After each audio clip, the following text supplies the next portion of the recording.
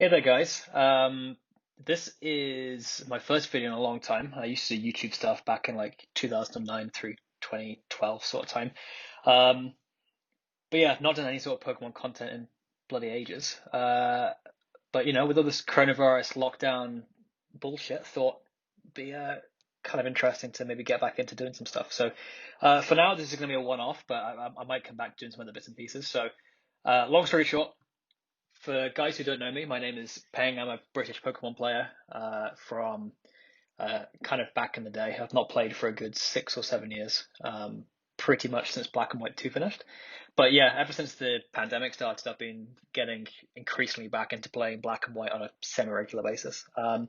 So what this video is going to be is just going through what I think are the viability rankings for each individual Pokemon across the three main team archetypes in Black and White, those being, of course, sand teams, rain teams, and weatherless, because I think that's quite a fun exercise to do. So this video will just be sand for now. Yeah, let's just jump right into it. So I think the best Pokemon on sand, and I think nobody would disagree, is obviously going to be Tyranitar because it's a near essential piece of the puzzle. Tyranitar is what sets up sand. It's the best sand setter, mostly due to its roll compression. So it combines in one slot, getting Sandstorm up, as well as being a hard counter to stuff like Latios, Salmon, or Uniclus, which is why it's used pretty much. Access to rocks helps, although it's not really essential, and it gets good coverage moves, gets pursuit, it gets tons of stuff. So Tyranitar is pretty clearly the best sand setter, and it's pretty hard to disagree with that. Yeah, with regards to what I think are the best partners for Tyranitar, I've ranked them all here. So I think broadly there's two kind of classes of stuff. There's stuff that is what I would say like A rank, which are fairly splashable, and then you get into things that are B rank, which are much more team specific. You kind of need to be already building in a very specific direction before you can justify using anything in B rank, I think, anything down here, but we'll come to that. So with regards to A rank, I think there is a big drop off between these four: Landorus, Latios, Ferrothorn, Excadrill, and then the rest of the format when it comes to team building Black and White Sand. I think these four can go on basically every single sand build. So I'll go through them individually. Landorus T, obviously, this leftovers 3 attack set is absolutely absurd. I think it's really, really difficult to play around, and it's just really, really flexible. So there's basically no team that wouldn't get better by the presence of Landorus T, specifically the Stealth Rock 3 attacks. Yeah, there's no hard counter to it, with the exception of, I guess, Skarmory, or specifically Rocky Helmet Skarm, because it's the only thing that's going to actually punish a U-turn. I think everything else is either going to be weak to Earthquake or Hidden Power Ice, or it's just going to be a free momentum shift through U-turn. So very difficult to punish. Landorus T is obviously really good, and part of the reason why I think you'll come to this later that why I think Skarmory is actually way better than most people make it out to be is because of the influence of Landorus T in the format. So next up is Latios for me. So obviously Latios will break with Choice Specs, or it can go down like Revenge Killer route with Choice Scarf. Both are really potent, really splashable on sand teams, although as you can see here, I've only got it ranked A+. I do think it's an S tier rain and an S tier weatherless, because on rain and weatherless teams, I feel like you're hampering yourself if you don't use Latios, whereas on sand, I think it's more justifiable to skip on it. And the reason for that is that Latios, it's not really... There are variants of sand that almost require Latios. For example, like teams with Alakazam or Uniclus, they will be using Latios 90% plus of the time, because Latios is probably the best way to bait in and force damage on Tyranitar or Jirachi or stuff like that. But there are a lot of sand builds that don't need Latios, and that's probably why it's just A+ for me. That said, I think it's still absolutely absurd. Like I mentioned, Latios plus Alakazam is really tough to handle, and Latios is kind of like the linchpin of that strategy. It forces damage on very specific Pokemon that are already generally pushed quite hard to counter the things they want to counter. So yeah, things like T-Tar with no reliable recovery. Latios is really good at forcing damage on it, which enables late game psychics.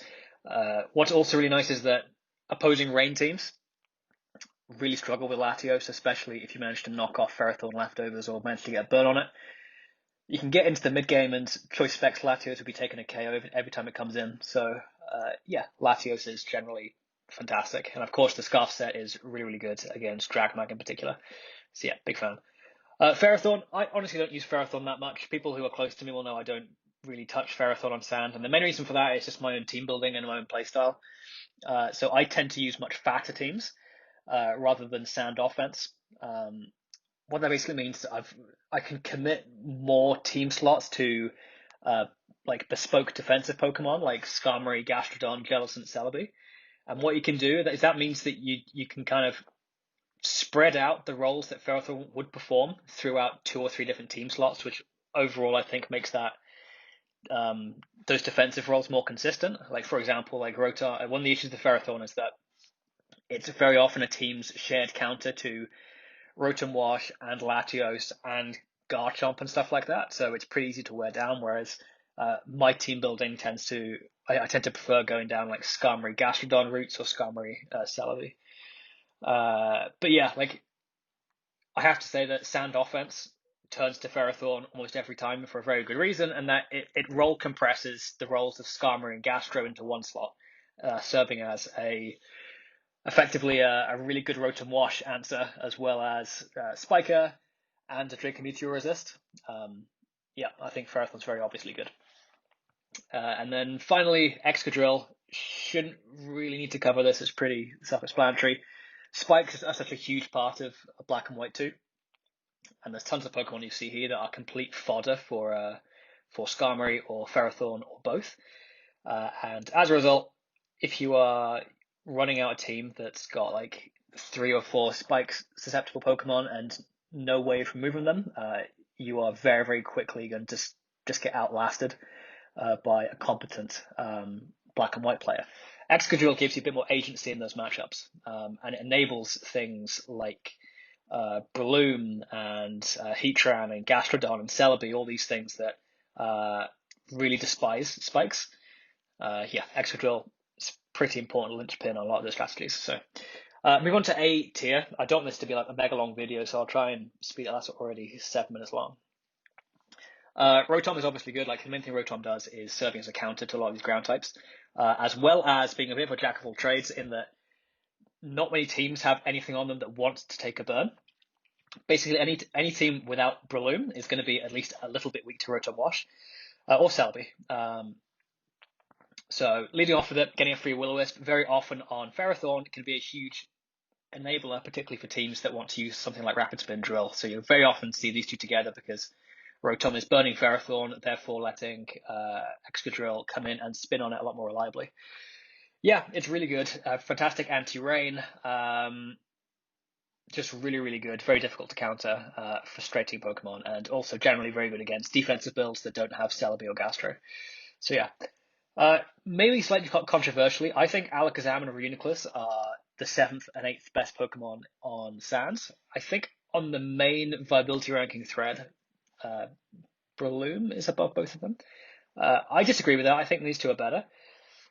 The reason for that is that I think Magic Guard Sand is probably the second most common Sand archetype after this kind of initial build, which would be like the Tyranitar 2 grounds and 3 water resist sort of build with a Scarfer.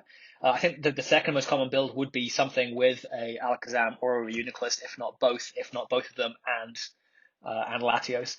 Yeah, I think they're really, really good. Really easy to build teams around because they're countered by so few Pokemon that it's really easy to lure in and break those things with something like Latios plus Spike support. I'm honestly becoming increasingly of the opinion that Alakazam might just be a little bit busted, and I wouldn't be surprised to, take 10 years away from the game, come back and find that the next generation of Black and White players have decided to suspect and ban Alakazam. I wouldn't be entirely shocked because its influence on the game does at times feel very, very unhealthy. There are many games decided purely on whether or not Alakazam can hit 4 Focus Blasts in a row. And understandably, if you lose to that, you feel hard done by because the odds of that happening are like sub 25% or something. So understandably, Alakazam can be a very frustrating Pokemon to face, and similarly, a very frustrating thing to use too. But I do think it is, of the three sidekicks, I think Alakazam is the one that is hardest to reliably deal with throughout the course of a game. And if its accuracy is on point, then at times it can feel like it's almost unhandleable in the hands of a good player. I think Zam is incredibly good. Reuniclus is similar. Obviously faster and goes on the Calm Mind route. The only reason I've got Reuniclus lower than Alakazam is mostly due to the speed. And I've always been pretty big, particularly in Black and White, which is so fast-paced. Talking about how big an advantage it always is to go first on as many turns as you can if you want to be consistent in the game. It's one of the main reasons I like Scarftar a lot of the time. And the reason for that is that if you're going second, you're immediately at risk of 1 in 16 chance of just getting crit and being bombed out of the game. And Reuniclus kind of encapsulates that more than anything. Because there are a lot of teams that look on paper to be very, very weak to Reuniclus, but realistically, Reuniclus needs minimum of 7 or 8 turns to really get the ball rolling. And if you're attacking it every single one of those turns with moves that are doing, say, like between 40 and 50% damage every single time, you actually win out against it far more often than you should be doing, than you have any right to do, considering you may have misplayed to get to that point. And there's tons of games where you can actually accidentally throw away T-Tart in the early game and still come back and beat Reuniclus through crits alone. For me, that alone makes Reuniclus less consistent than Alakazam. You add in the fact that it relies on Focus Blast as well as avoiding crits, and I think, for me, it's good. It's not something that I build around too much for that reason, because it's quite difficult to be consistent with, and it often feels like you're trying to avoid getting crit for 8 to 12 turns before you begin to feel comfortable about winning out with Reuniclus. So it's a bit lower in viability for me than Zam, but not by much. Gliscor I like quite a lot.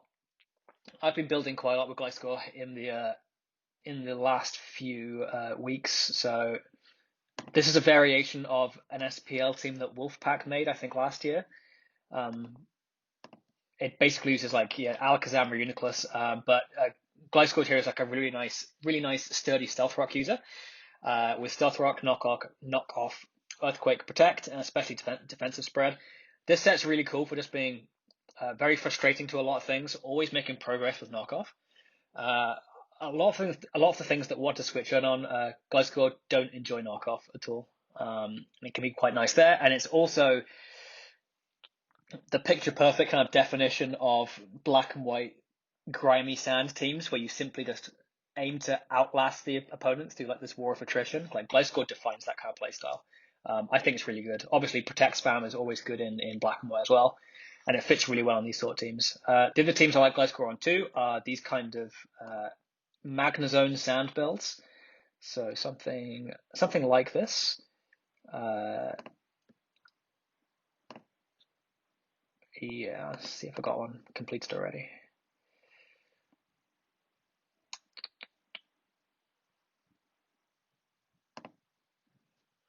I don't. Yeah, maybe something like this, like Gliscor fits on pretty well. Not only that, like defensive set, but also if you use Celebi here, like Stealth Rock Celebi, you can move and do SD Roost Gliscor, which is pretty nice. The other set I've been trying to use a bit more recently, because I think it can be quite scary, is this set, which is offensive Double Dance with Flying Gem and Acrobatics. This is really cool because of Hyper Cutter, which means that it's one of the very rare physical attackers that isn't impeded by Landorus T, which is really nice for breaking through a lot of fat sand teams, or just even like sand offense. And what's interesting is it doesn't take much special defense investment at all to guarantee that you live a Landorus T HP Ice. So even with the 76, you always live a HP Ice from full health here. So what that means that you can build into situations where you get Gliscor in against something like Breloom, and you Swords Dance as they go to Landorus. And then because Landorus can't actually KO you, you could Rock Polish in its face, and therefore you've got both boosts. You survive with like 5 HP or whatever, and then you run through the rest of their team. Stuff like that, I think, is really interesting. This is all really unexplored stuff with Gliscor. I think no one's really using it, this sort of sets, but I think they are pretty interesting. But it's mostly like the combination of sets that make Gliscor be this high for me. I think there's then a big drop off down to A- again. So I've got Breloom top of A-. I could arguably put it lower than that. I would argue it below Skarmory. I could put it together a pretty convincing argument for it. Breloom, I think, has fallen off in viability a little bit. I think most people would put it somewhere here. For me, I think it's become almost too predictable, which is a weird thing to say about a Pokemon that has literally like 6 good sets, but none of the sets now are unexpected. And because it's not immediately super strong, I mean, specifically like the bulk up set or the SD facade sets, they don't hit hard off the bat. And all of them are at least partially dealt with by Land OT, except for like Protect Toxic.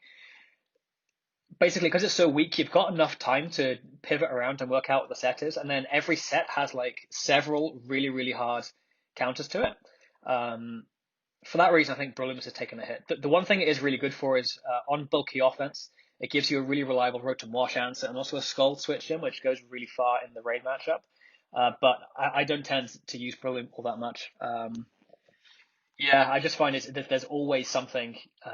There's always a roadblock in the opponent's team. I very rarely get into a game and think, right, I'm just going to run through this team with Breloom, unless it's like rain. But yeah, in opposing sand matchups, I think it can be a little bit hit and miss depending on set, and it's always quite straightforward to work out the set. So, Breloom, I'm not massively high on it, but I do think it has a lot of potential. Skarmory. Now, if I was to go back to my team builder, I can show you I have tons of Skarm teams. That's because I actually love Skarmory. I mean, Skarmory, like loads and loads and loads of Skarm, right?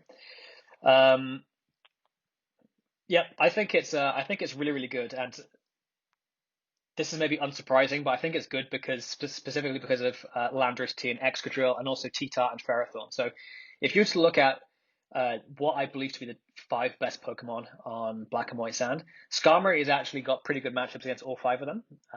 So T-Tar has to be running Fire Blast to even threaten Skarm remotely, and even then, with a bit of special events investment, you can generally outlast Fire Blast Tyranitar.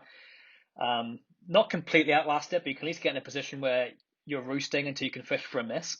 So I think it's really good for that. It obviously is the only thing that consistently deters Landorus T from U-turning and making progress. So that's obviously a big deal. Latios doesn't really want to mess around with Skarmory too much. I mean, it can like Specs Surf and Specs Trick into it, but these aren't like ideal options, particularly if partnered with like Gastrodon or something. Ferrothorn is complete Skarm bait in the same way that Skarm is complete Ferrothorn bait. They just kind of nullify each other. And then Rocky Helmet Skarmory also messes around with Excadrill quite hard. Particularly the Brave Bird sets can be a real menace to it. So yeah, I think Skarmory is really, really good in the current meta game. I build tons with it. What I would say is that Skarmory is admittedly quite bad against rain. It's very easy for something like Politoed or Thundurus or Tentacruel all to come in on it, not really fearing anything. So I think what is pretty important is to make sure you're adapting Skarmory teams to make sure they've got really reliable answers to those sorts of things. And that's why Skarmory is almost always paired with something like Jellicent, Celebi, or Gastrodon. What I think is another adaptation Skarm can make in the current metagame is to switch across to a taunt set. So if I was to load up this team, I've been using a lot of taunt Skarmory, mainly for the reason that Skarmory against rain is almost exclusively going to be coming in against Ferrothorn, and it can then taunt the Ferrothorn. The issue is that your opponent's not really got much counterplay to that if your team is well built, because taunt Skarmory, if we go back to what is going to be like a good rain build, taunt Skarmory is obviously going to shut down Ferrothorn, but if they go into Politoed on the taunt, it can now no longer Toxic or Protect, so Jellicent's completely free on it, or Gastro or Celebi. Tentacruel also, if it comes in on taunt, it can't do anything to Jellicent or Gastrodon. Keldeo can't come in, and if it's sub-Calm Mind, it can't do that anymore against that set. Similarly, Thundurus comes in on a taunt, it can't sub-Agility or Nasty Plot, which means that it's easy to handle for something like T-Tar.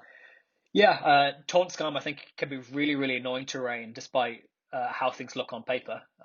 In a practical sense, like taunt Skarm plus a water immunity can be really difficult for these teams to face, especially if that water immunity is Jellicent, because it means it's difficult to spin on. So you're constantly making spikes progress. But yeah, I like Skarm quite a lot, using it loads at the moment.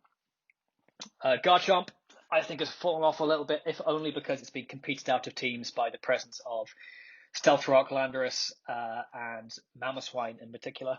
I think it's still really good with the Chain Chomp set, this mixed Draco Meteor, Fire Blast, Earthquake, Stealth Rock set. I still think it's really potent, and there's fewer things that are scarier to face for sand balance than mixed Chomp. It can be really devastating, but it just feels like the number of teams it actually fits on right now are very limited. Yeah, just tough to justify. In particular, if you're building a team and your team has already gone Tyranitar, Landorus, Latios, you're probably not going to find room for Garchomp after that. You need to go in a different team building direction. So you need to be building teams almost around using Garchomp's mixed set plus like offensive Landorus T in order to get the most out of it. And that kind of rules out using Latios a little bit. So it feels a bit weird building with Garchomp, but it's still usable. Heatran, I like a lot. Obviously, I just showed you this team with Heatran. Heatran's really, really good at forcing burns on things. Kind of in the same way as Rotom Wash can support Excadrill by burning Ferrothorn. Heatran's doing the same sort of thing, but does it more to support dragons like Latios or psychics like Alakazam. Lava Plume is going to pretty consistently cripple things like Rotom Wash and fat water types and Tyranitar, all that sort of stuff. That's going to make Alakazam's job infinitely easier because obviously Tyranitar is pretty good against Alakazam, but then also things like Jellicent or Gastrodon, if allowed to be really, really healthy until the end game, Alakazam does struggle with those too. So yeah, I think Heatran's really good. Admittedly, this set it's good against Sand and it's very good against Dragmag, but it's kind of weak against Rain teams, which is why if you really want a Heatran that can do work against Rain, what you can do is you can go Sunny Day and you can go Magma Storm, Solar Beam. Something like this is quite good, or you can do Earth Power here too. This works really nicely, I think. Solar Wind used this semi-recently in SPL, which is cool. Yeah, it's a good set. Really, really good at baiting in Politoed to remove it. So I think there are Heatran sets that are good against basically every playstyle. There's no team that has a good matchup against like all Heatran variants, I think. It's always pretty useful. And obviously it can always go down like the especially defensive route with Stealth Rock, Lava Plume, Protect, and Roar, those type of sets. So yeah, big fan of Heatran, and I think it's perennially underrated, but it's always kind of like a staple on Black and White Sand. I think it's pretty good. Mamoswine for me is flavor of the month. I think I've given it a big rise here compared to where I would have said it was 6 months ago to represent its increase in usage. But I do still think it's a little bit soup du jour. It's a little bit flavor of the month. It's the subsets are undeniably pretty good, but I think a lot of the reason it really took off was the initial surprise value of Substitute. I think now that everyone knows Sub, it's a little bit easier to work around. Yeah, it's still really, really good, but for me, it's below like these mainstays like Skarmory and Heatran. Something underrated on Mamoswine is Metronome over Never Melt Ice, which means that things can't just sit and recover on you, which is really, really cool. Things like Gastrodon, Jellicent, Skarmory. Yeah, I think there's some cool Mamoswine stuff, but I don't think it's standout, insanely good pick like some of this stuff is. Gastro, I love. Obviously, it's a really good Skarm partner if you want to make sure your team's not Rotom Wash weak. It's the only thing aside from Breloom and Celebi that actually reliably takes on Rotom Wash throughout the course of a game, which is big for Skarmory teams. There's also a lot of Gastrodon builds built around using Magnezone plus Excadrill to take Ferrothorn out of the game, and therefore Gastro is a really good rain matchup after Ferrothorn's gone. So yeah, it's definitely cool. Big fan. I think the Protect set is seeing a lot more usage, which is cool because Protect Gastro is really, really clever. And happy to see that being used. Speaking of Protect water types, we have Keldeo next. Keldeo is really hard for me to rank because it's simply not being used on Sand regularly at the moment, but I do think it's got tons of potential. And I do think that when it's used, it's almost always quite effective. So the go-to set on Sand is going to be Protect Toxic, which acts to bake it, bait in fat water types and Latios and things like that, and weaken them. And you pair that with something like Choice Scarf Tyranitar and then a Swords Dance Gliscor in the back, and that's a pretty effective way of setting up for a Gliscor endgame. Yeah, I think Keldeo is pretty cool. I think Finch has a team based around T-Tar, Gliscor, and Keldeo. I know BKC has quite a lot of Protect Keldeo teams too. Yeah, I'm a big fan. It's just kind of difficult to justify it. I do also think that 4-attack Keldeo could be an option on some sand builds, or even like offensive Calm Mind. It's just trying to justify going down that team building route compared to some of this other cool stuff you can use. So yeah. Okay, into the B ranks. This is kind of stuff that gets more niche. So Jellicent, I think you have to admit, is probably worse than Gastrodon. It's much less splashable. It doesn't fit on like random sand teams as well as Gastro does. But what it does is it's a near auto winner, but against a bunch of rain teams. If you go fast enough to outspeed typical what's it called? Typical Politoed, they're going to have real issues with something like Will-O-Wisp, Taunt, Nightshade, Jellicent. It's insanely good. I'm a really big fan of it. Obviously, I use it quite a lot. That said, I can see that it's niche, so it's down here for me. It's kind of on par with Celebi, I would say. Celebi is one that I also rank higher than most people. I think Celebi is kind of similar to Gastrodon in that it fits not only on like Skarmory teams, but also on Magnezone teams on sand. So I've got a few examples of that. So the obvious one is, let's find it.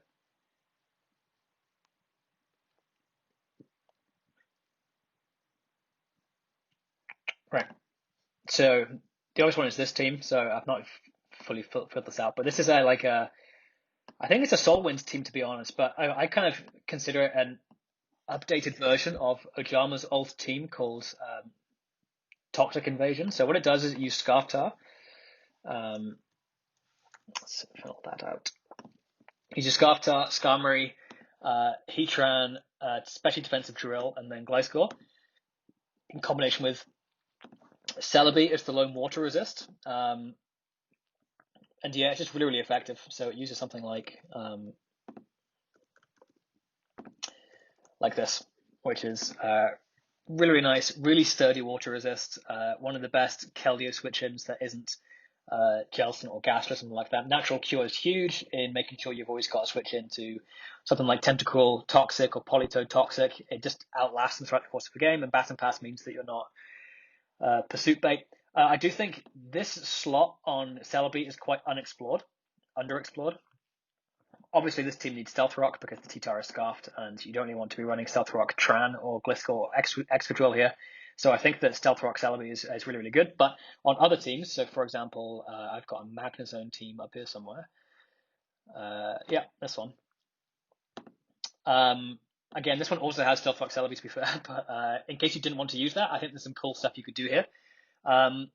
So it's obviously got some good additional coverage moves. Stuff like Earth Power and HP Ice and HP Fire all have their place.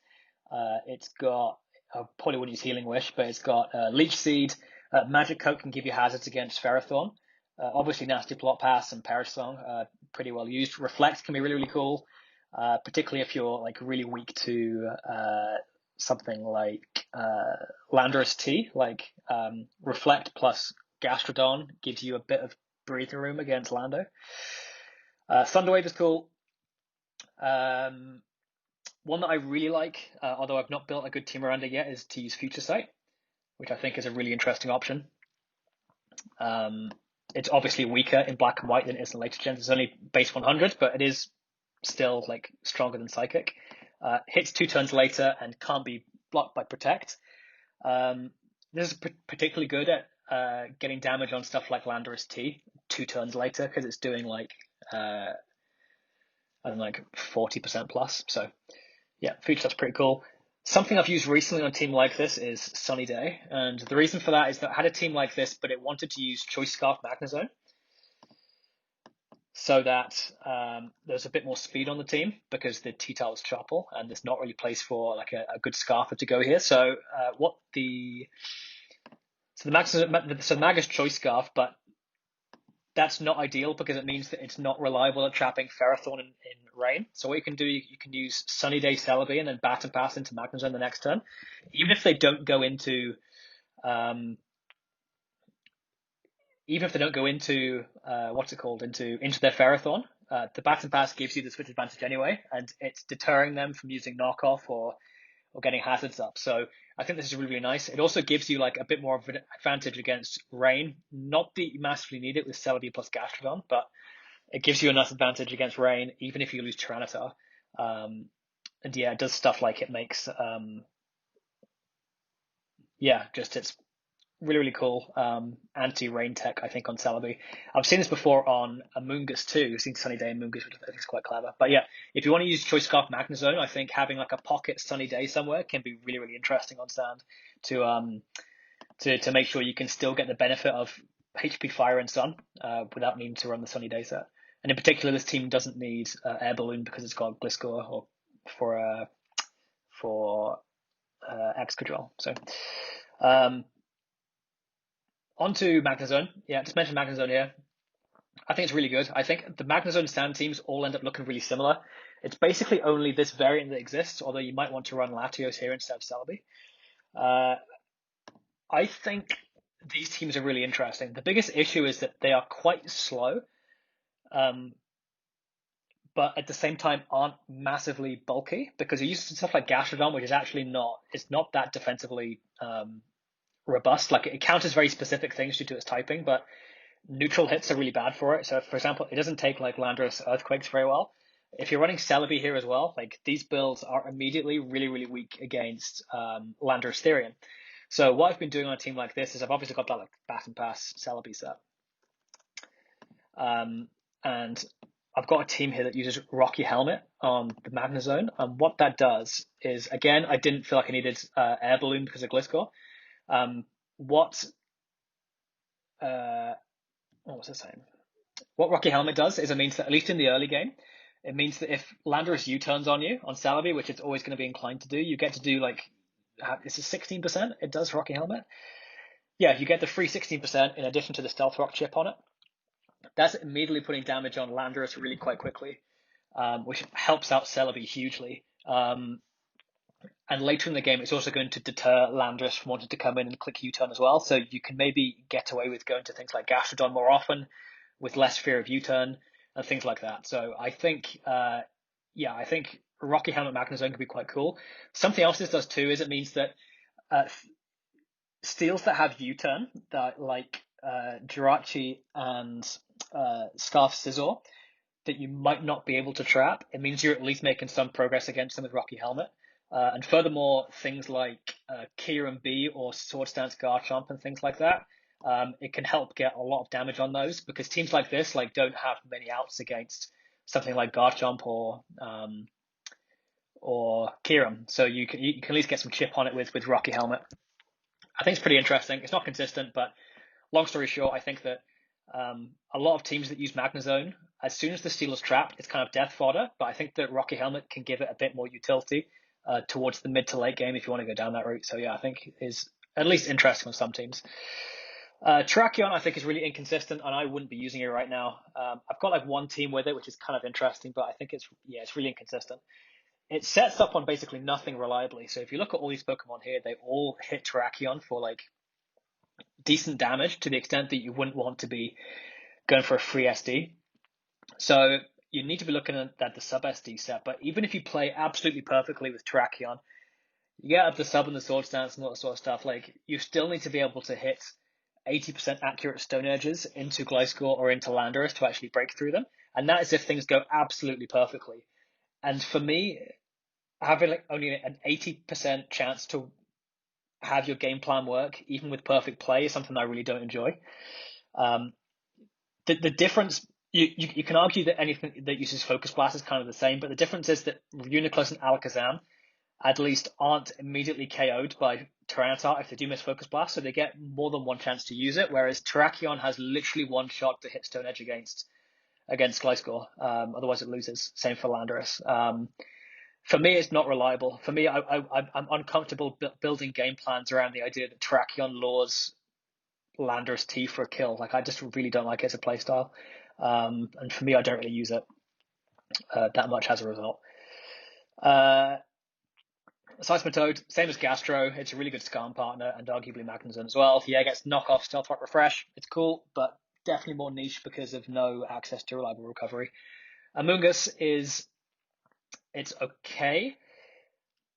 It's kind of a necessary evil on a few teams that can't fit a spinner on and want to make sure they've got some sort of defensive grass type that isn't going to get bodied by hazards. So Regenerator kind of lets it play that role, although not amazingly. There are some teams that need Amoonguss that they definitely couldn't use Breloom, so they have to go down Amoonguss because of the way the team building's gone.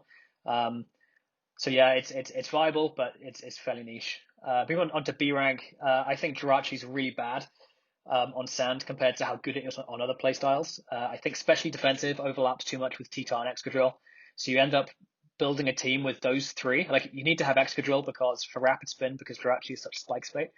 And then you've got like a really redundant 3 Pokemon core, and it's quite difficult to fix the team from there. So I think it's quite low. But admittedly, if you know your opponent's going to use triple psychic, then you can just run a team of T-Tar plus especially defensive Jirachi, and you probably automatically win. So it is pretty good. Slowking I'm a big fan of. So I've got a Slowking team here that I've been messing around with, and honestly, it's not really my playstyle, so I'm not fantastic with it, but I think it undeniably has merit. And the team basically uses Future Sight Slowking, a bit like the Celebi thing. So Slowking very rarely is actually using its coverage moves. Most of the time it's using Scald or Dragon Tail or Slack Off in order to make progress that way. But I think Future Sight is a really good fourth option, particularly because it works so well with many of Slowking's most common partners. So for example, Slowking, Breloom plus Excadrill is a really common core for Slowking teams on sand. Just the defensive synergy is really, really good. Now, the biggest issue with this is that things like Rotom Wash plus Landorus T-Cores are immediately going to be a bit annoying because there's Volt Turn all over you. But if you have Future Sight Slowking, you can deter that really quickly because you can imagine, right? You go into Slowking and then Rotom Wash comes in on you as you Future Sight. You get a free switch to Breloom on the Volt Switch, and then whatever comes in, they have to be comfortable letting that take a Future Sight the next turn. So quite often they'll have to go to Landorus T on the Breloom if that's their best answer. And you can either just protect to let the Future Sight happen and just chip on like the 40% onto the Lando, or you can do stuff like one of the most fun things is like unprotected Focus Punch plus Future Sight, because the offensive pressure is that much. It's really, really good. Further stuff like Tentacruel gets bodied by Future Sight.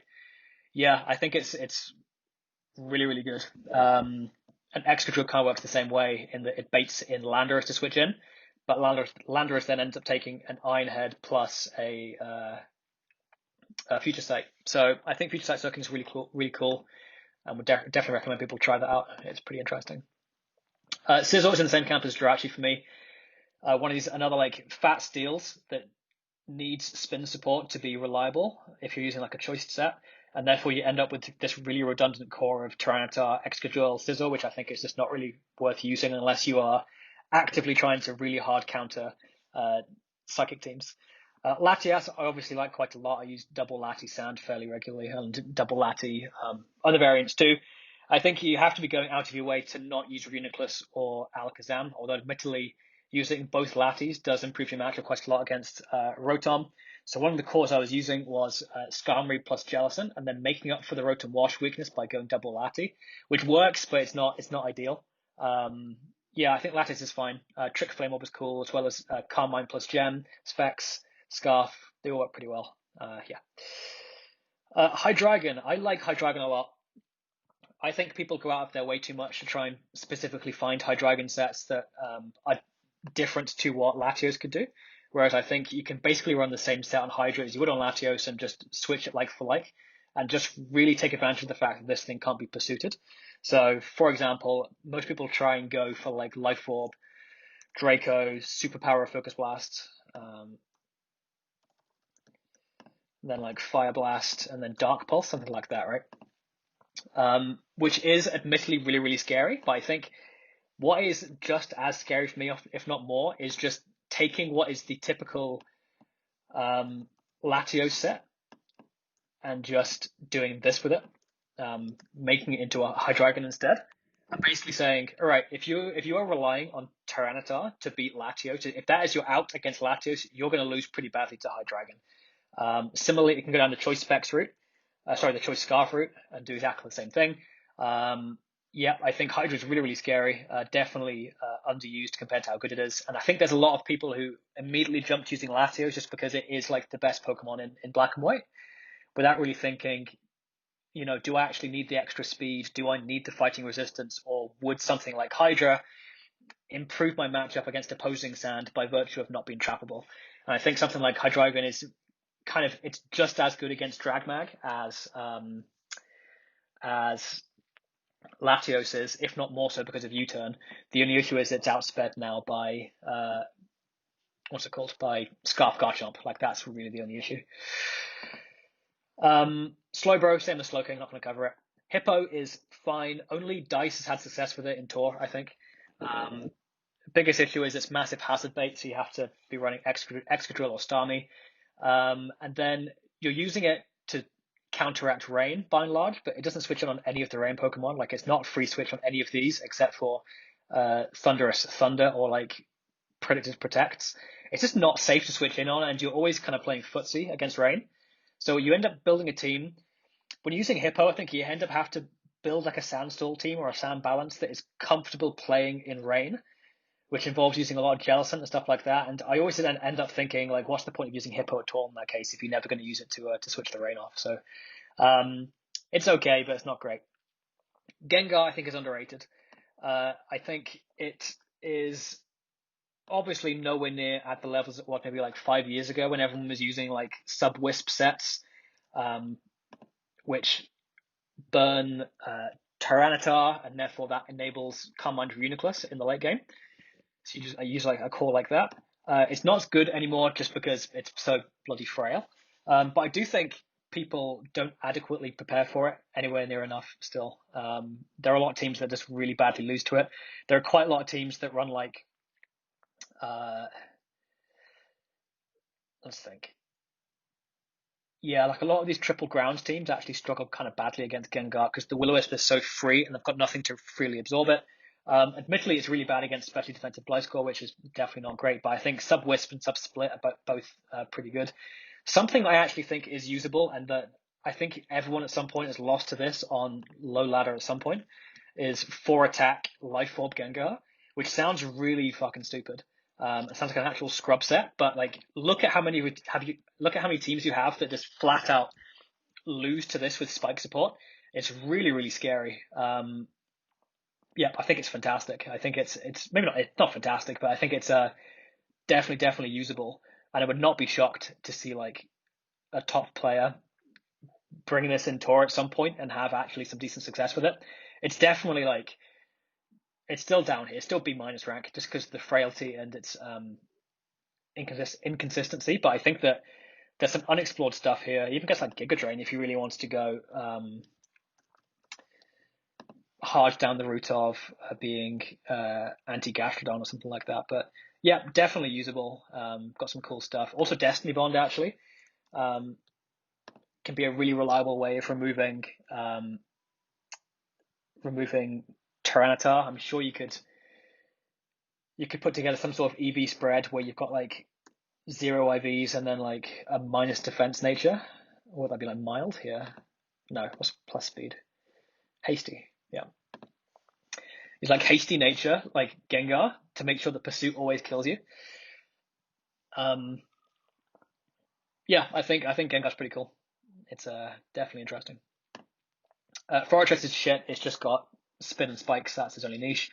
Tangrowth, also not great. It's basically an Amoonguss replacement if you really need the ground resistance. So, for example, there are some teams that were. I had this conversation with somebody the other day about using Gravity Landorus T in order to bait in Skarmory and weaken it. And I was saying that you need to make sure that you have an answer against opposing Excadrill if you do that. And one of the few things that can beat Excadrill under Gravity is going to be Tangrowth. So like I think that Gravity Landorus T plus Tangrowth could be an okay way of making sure you're not going to get counter swept. But it's pretty niche.